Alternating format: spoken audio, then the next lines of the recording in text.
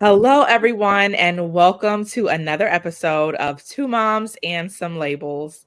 Two Moms and Some Labels is a platform for parents and caregivers caring for a child or an adult with a disability to come together in a shared space to network, commune, and just share and gain ideas on how to persevere through challenging times. My name is Brittany, and today we have another special episode, and we are going to be talking about home in mind. We're going to be talking about modifications and, things that we have to prepare for, especially those that have children like that are not able to do much for themselves and they need, that little extra assistance or help getting around the house, or maybe your child might be visually impaired and need that help around the home also. As your child gets older, sometimes we get a little bit weaker, so they may need a little bit more assistance getting around as well. So we're just going to talk about how we can modify the home, or how you can go about modifying your home to make it safe for your loved ones. And so I want to go ahead and let Miss Randi introduce herself. Thanks, Brittany. I'm Randi. I'm an OT and the owner of Home in Mind here in St. Augustine. And I focus on home accessibility with the goal of increasing independence and ease with everyday living for people of all ages and abilities. Awesome.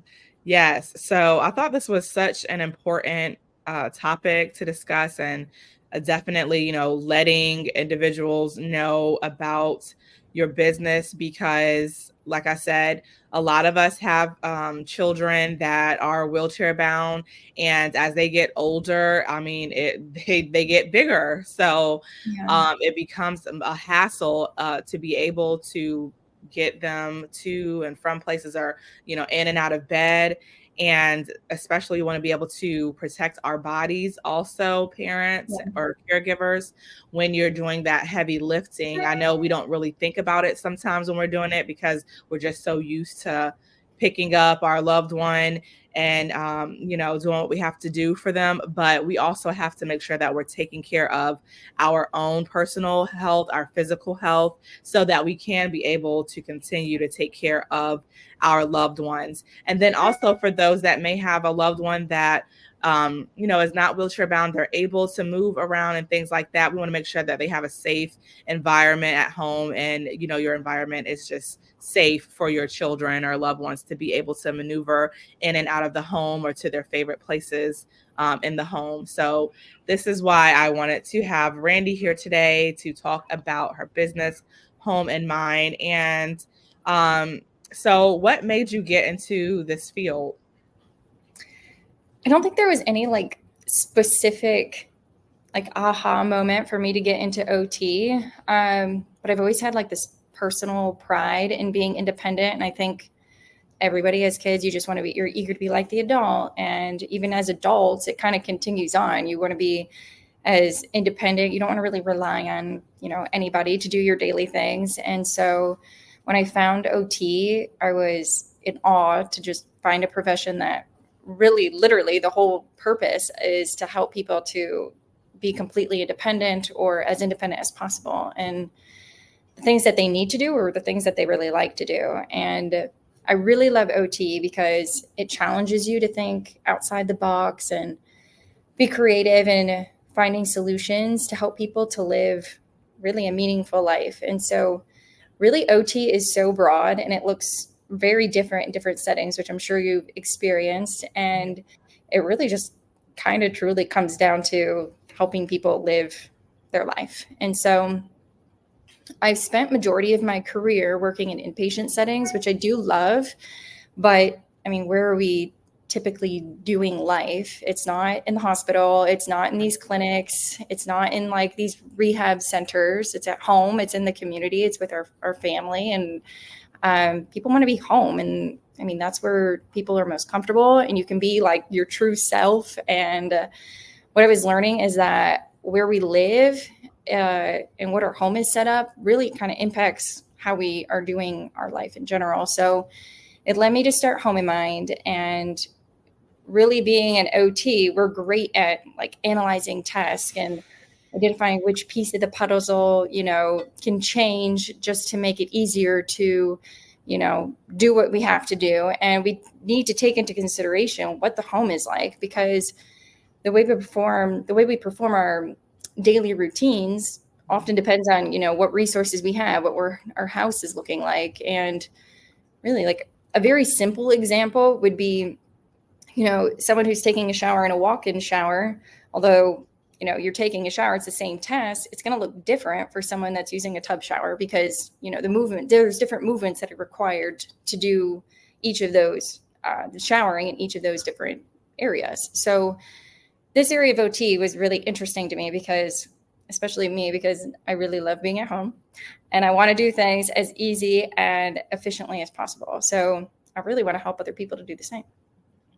Yeah, and I think that's so like important that you mentioned that too, with being able to do simple things around the house. It may seem simple for some and not for others, and being able to have those modifications make a major difference in the quality of really both of the individuals' lives. Because I know for me, my daughter, we have a regular bathroom and we have a regular tub.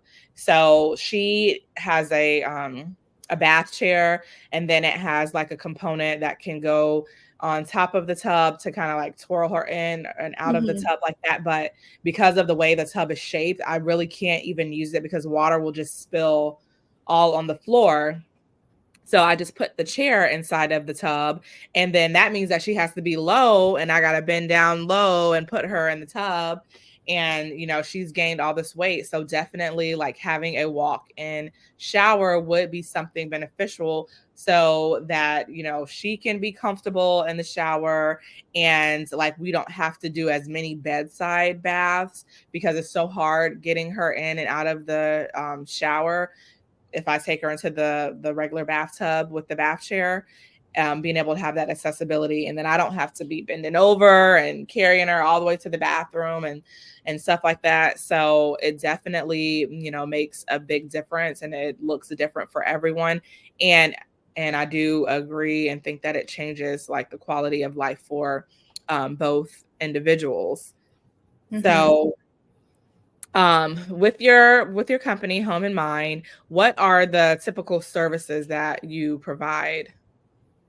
Yeah, so I do home safety and accessibility assessments, and I also do home modifications. And if it's anything like major, then I'm collaborating with a local contractor and then some of the local vendors too. So I usually, like, if we're recommending, like you're saying with your bathroom, like tearing out the shower and all that, I'm not personally doing that. I work with you to kind of collaborate on what we want that to look like and how that's going to be easy for you and your family. And then same thing with like any equipment, like say you're going to do like one of those big lift tracks throughout the house. Well, then we'll kind of like provide you with different vendors and kind of talk about, who you want to go with and get that set up. The other thing is, when I do those assessments, I'm coming in and we do the assessment and I kind of observe how everybody is doing their routines in addition to like checking out the house. And then whatever strategies we implement, then I come back out and make sure like those strategies worked. If they didn't, what do we need to change, and make sure that like you and your family feel comfortable with anything that we have changed, like any equipment and things that might have been delivered. Because I think sometimes those equipment companies, and this isn't a knock on them at all, they bring the equipment and then there's like a lack of training there too, right? Because some people are telling me that they get this equipment delivered and I'm like, I have no idea how to use this. So we kind of like go through that a little bit too. I also offer mobile OT services, but right now that's more geared towards adults. So with families with kids and that, I'm more focused on the home assessments. Okay, yeah, and I would agree. Sometimes too, the companies, they come and drop off things, and I've watched a couple of people repair guys that were supposed to be putting together equipment and stuff. And I'm like, what in the world are they doing? Like, should it even take this long? I'm like, I don't Yeah. even know if they Yeah. know what they're doing. So Yeah. And I wouldn't say that I'm a professional on every piece of yeah, equipment. Like we kind of problem solve like what equipment could work, trial it. And then also I don't want to leave anybody with, like you're saying, like the equipment, because then if you don't know how to use it, you're either using it improperly, you can hurt yourself. It makes your mhm, daily life even more like of a challenge when the goal of the equipment was to make it easier. So if you don't, now you got this big piece of equipment you don't know how to use, well, it actually just made it even more challenging. So yeah. I like to kind of make sure it actually works and we like it. Yeah, and then it's nice too to be able to actually know how to repair or adjust, I should Yeah. say, the equipment if it needs to be adjusted, so you don't have to wait weeks and months Yeah. for the Yeah. company to come back out and turn one little knob that you could have possibly Yeah. done on your own.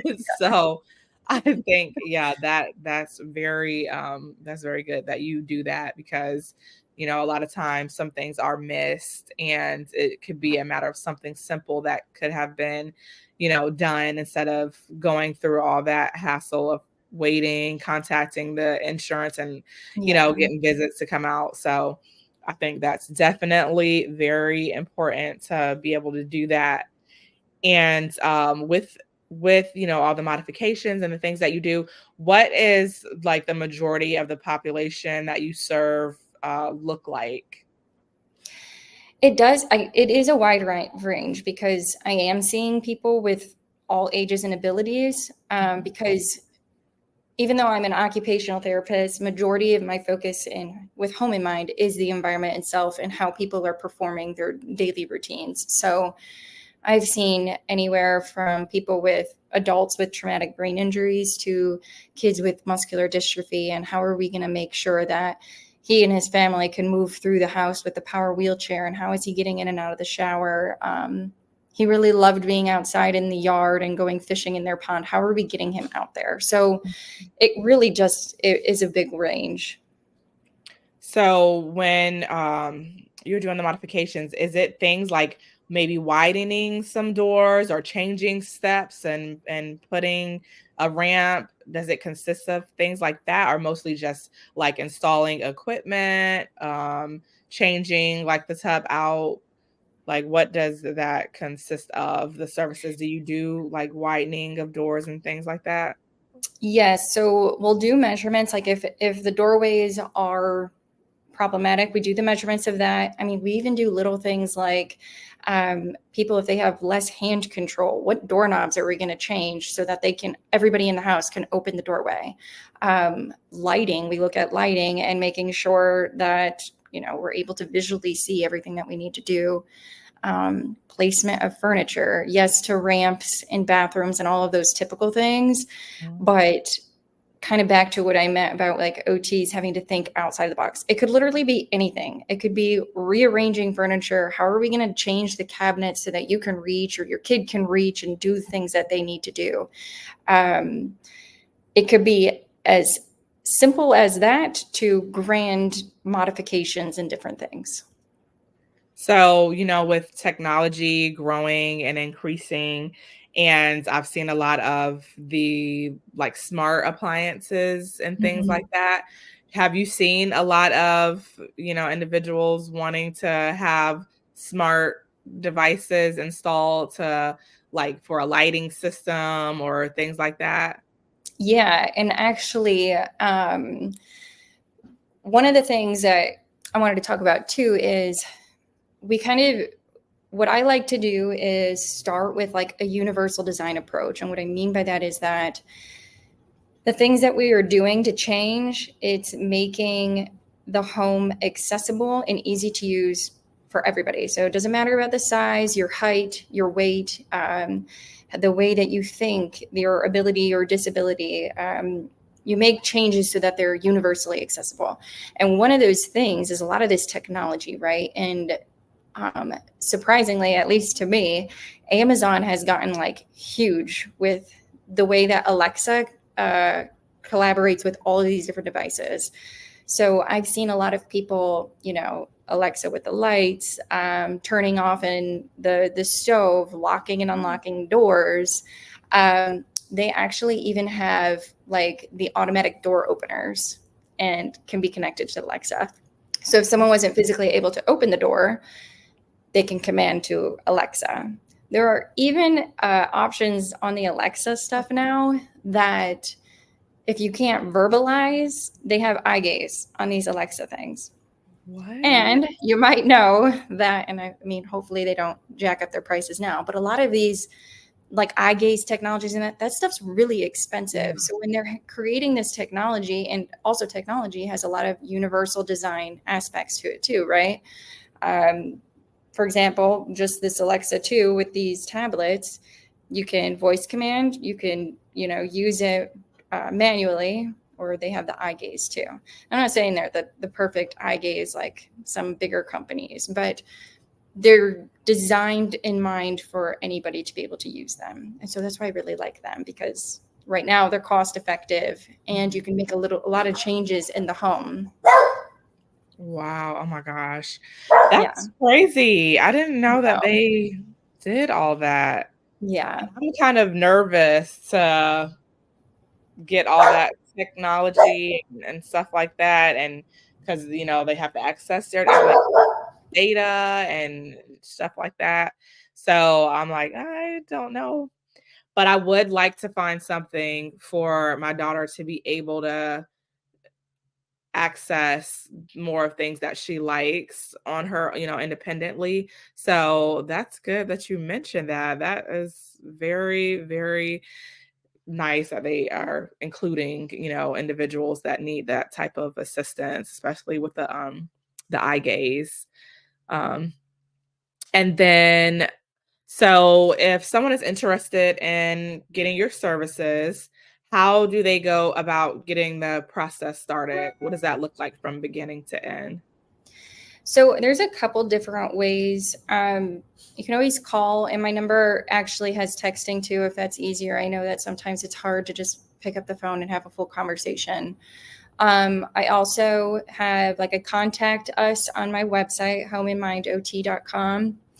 And I also offer like free discovery calls. So if you ever wanted to set up a time and just talk for 20 minutes and kind of go through what you're thinking, the difficulties you might be having at home, and kind of show me virtually what you have going on. That way I can kind of get the wheels turning before coming over. We could always do that too. And really just to kind of see if it's a good fit, if I'm going to be able to help you or not.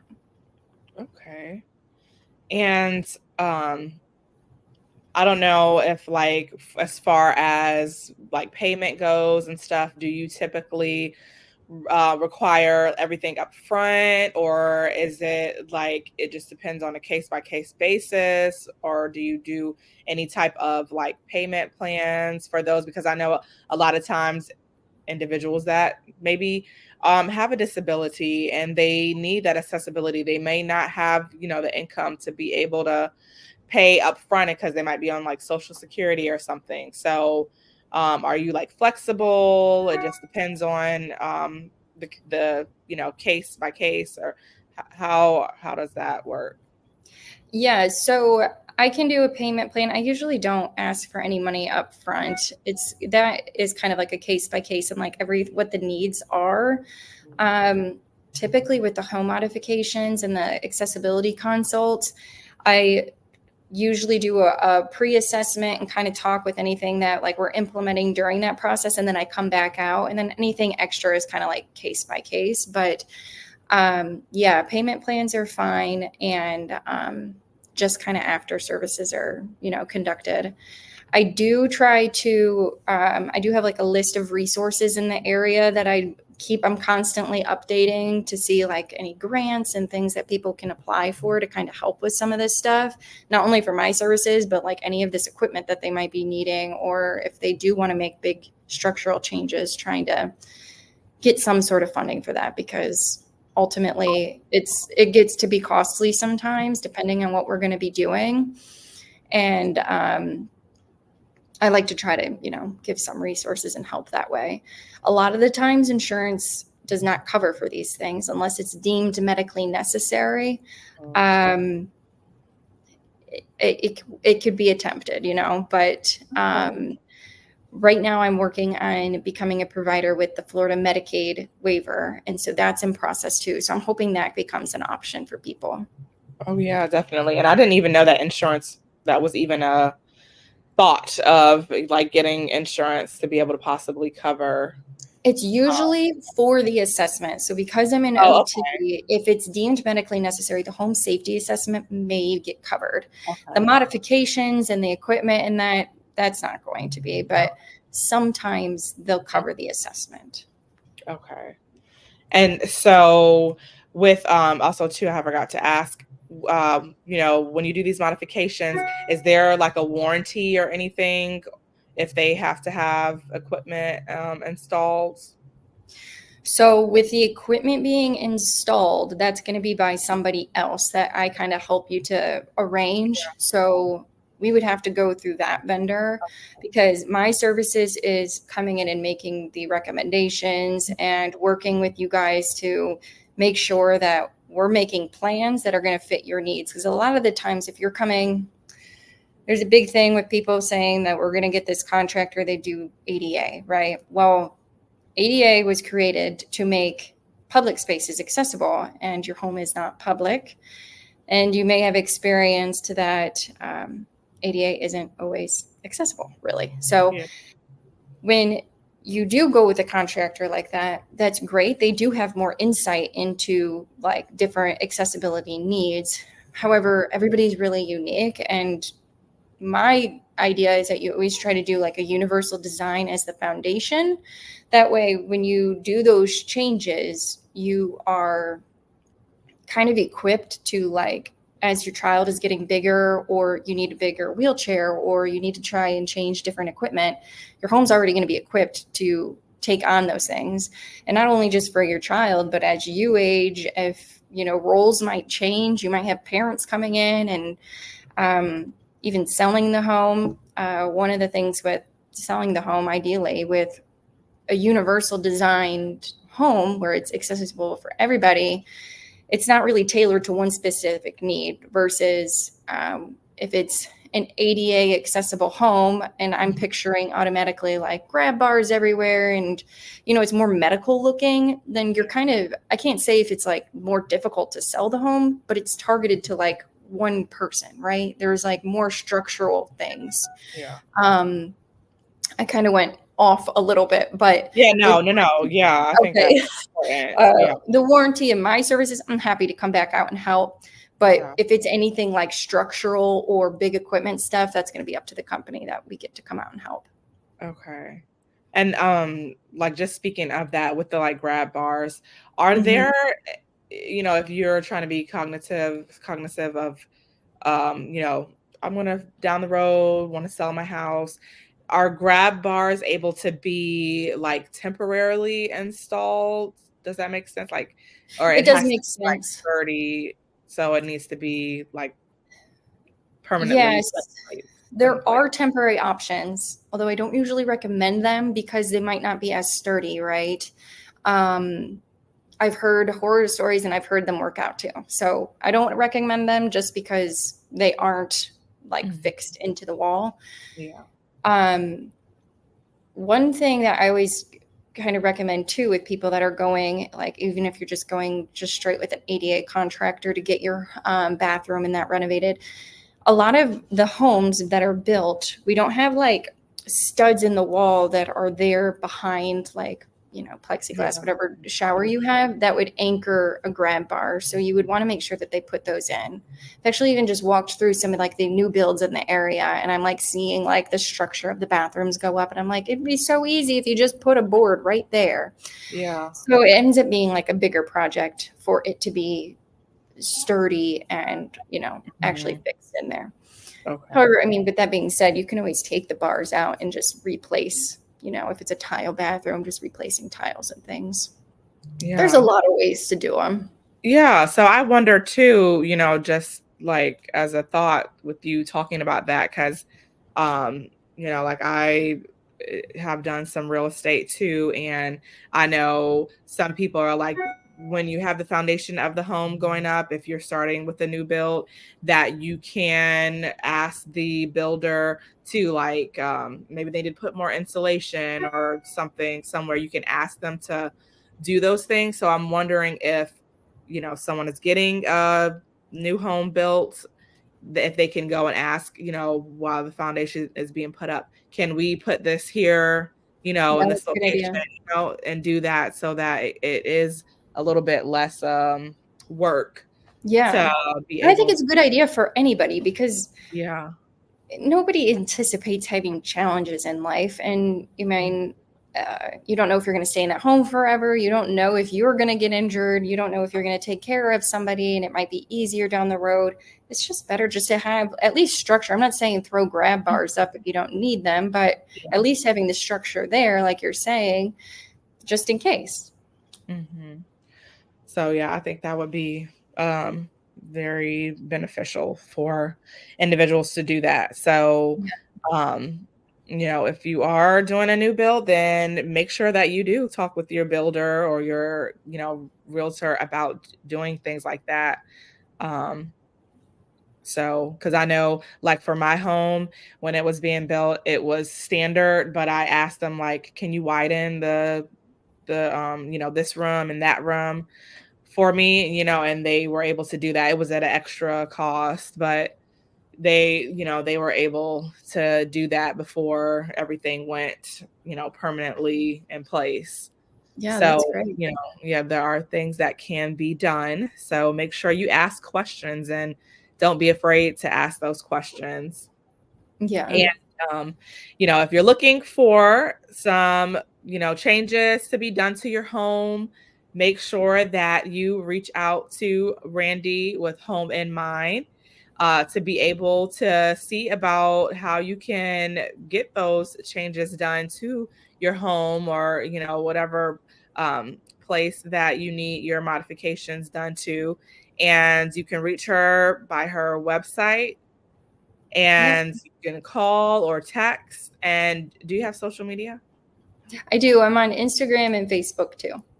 Okay. So make sure you go on Facebook and Instagram and follow Home in Mind on there. And I thank you so much, Randi, for coming on and sharing all this good information about your business. And, you know, I think this would be something really good to be able to help the community, especially too, if you can get on that waiver, being able to have a Yes. vendor on there, that would be great.